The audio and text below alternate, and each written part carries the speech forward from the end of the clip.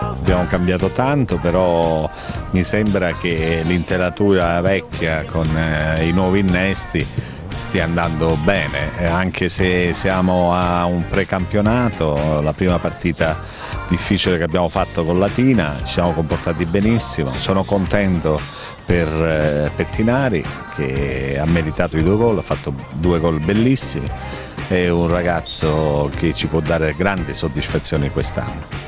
Ma diciamo sicuramente Concetti, che è riuscito a parare anche un rigore, però al di là di Concetti io dico tutta la squadra, perché poi i ragazzi sono comportati con la giusta cattiveria e con la giusta tecnica, e ho visto una squadra che gira abbastanza bene, anche se siamo all'inizio, però aspettiamo un attimo le altre partite.